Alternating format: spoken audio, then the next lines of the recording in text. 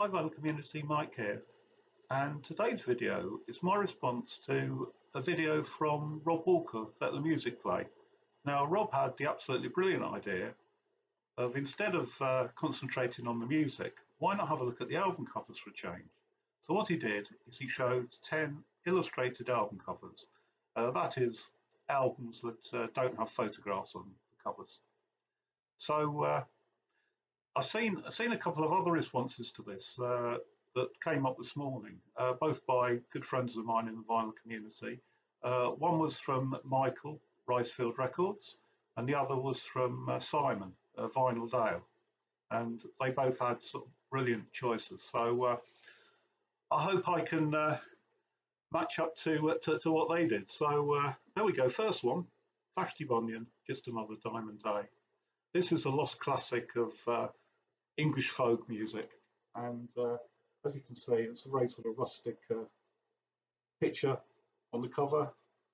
The lady at the door of her cottage with all the animals come to see her, and the cover was actually painted by a guy called John James, who's also the organist and dulcimer player on the album. So that's my first one, Vashti Bunyan, Just Another Diamond Day. Second up are these guys, the Galileo 7. The Galileo 7, who named themselves after an episode of Star Trek. And this is There Is Only Now. It's their album from 2019. And they're very much in the sort of 60s pop psych vein. And what I love about this illustration, which is by Daryl Hartley, is that you know instantly that this is a pop psych album. It just screams pop psych at you, doesn't it? So that's my second one, and it's the Galileo 7. So next up is Atletico Spizzati, and it's an album from 1980. It's called Do a Runner. It was a year of the Moscow Olympics, if you remember, and the album artwork is actually done by Spiz himself. So there you go, that's my third one, Atletico Spizzati, Do a Runner. Right, fourth one, an album that needs no introduction. It's New Order, Power, Corruption and Lies, and it's their album from 1983.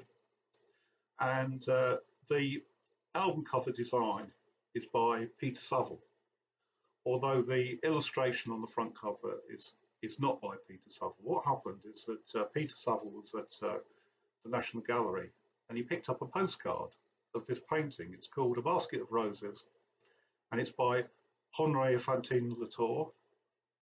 He's a 19th century French artist, and Peter's girlfriend at the time said that, hey, that would make a lovely album cover. So he thought, yeah, why not? And so it ended up on the front of Power, Corruption and Lies. So another thing about this album is that in 2010, the Post Office in the UK issued a series of 10 stamps of classic album covers, and Power, Corruption and Lies was one of the 10. So that's my fourth one, New Order, Power, Corruption and Lies. Right, over to the States for the next one. This is Terry Allen and the Panhandle Mystery Band. Terry is very much sort of folk, country, Americana. I love his stuff, and we get two illustrations for the price of one, and they're both by the same artist. They're by a Yorkshire artist, in fact, called Thomas Chambers, who lived in Whitby, and he was working in the 19th century, and he did quite a lot of paintings featuring the sea and ships. And so the one on the front cover here is called Storm-Tossed Frigate, and on the back, well, we've got a bit of a sea battle going on. This is called Capture of HBM Frigate Macedonian by US Frigate United States, October the 25th, 1812. So there you are, a bit of 19th century art on a 21st century album. Terry Allen and the Panhandle Mystery Band. Right, next one. Again, you probably recognise the artwork on there. It's William Hogarth, and the album is by Blythe Power, who were an English folk punk band, and this is called The Barman and Other Stories. And this is their album from 1988. And the illustration on here is one of a series of 4 etchings by William Hogarth about elections. It was called an election entertainment, and really it's there to illustrate the corruption that went on during elections. You know, candidates would fight over each other to buy the votes of their local constituents. And this is actually from 1755, the etching, and it's relating to the Oxfordshire election in 1754. So that's Blythe Power, The Barman and Other Stories. 7th one. And this is Holly Cook. Now, Holly Cook is a reggae singer, and her father was Paul Cook, who was drummer with the Sex Pistols. Also, her mother, Jenny, was a backing singer with Culture Club, and Boy George is her godfather. So I quite like this album cover. It's done by an artist called Robin Eisenberg, and he's done quite a few covers for Holly Cook. I haven't seen anything else by him. I don't really know much about him, but as I say, I like this album cover, and I think it sums up the very sort of the very sunny nature of the album itself. So there you go, Holly Cook, Vessel of Love, and that's number 7. So one more regale, and this is Third World, 96 Degrees in the Shade. I think this is their best album, and it's from 1977. And the artist is a guy called Tony Wright, and he illustrated quite a few of the Third World albums, but he also illustrated some other sort of very well-known albums. For instance, Traffic's The Low Spark of the High Heel Boys, and Bob Marley's Natty Dread. He did Aswad's first album, and also he did B-52's self-titled album.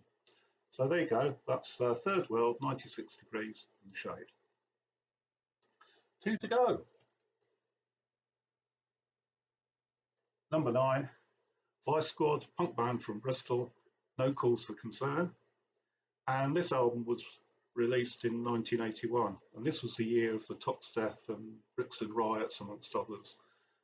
It was a summer of discontent, very much people demonstrating against police corruption, and basically, you know, Great Britain was going to hell in a handcart at the time, and I think this illustration sums up the mood, particularly of young people in inner cities in 1981. So that's Vice Squad, No Cause for Concern. Right, final album, and it's this one. It's a compilation album, and it's from Robert Wyatt, and it's called His Greatest Misses. And I think the artwork on this is rather fun. There you go. You might think, you know, these are very, very childish drawings, and you'd be right, because they're credited to Robert Wyatt, aged about 6-ish.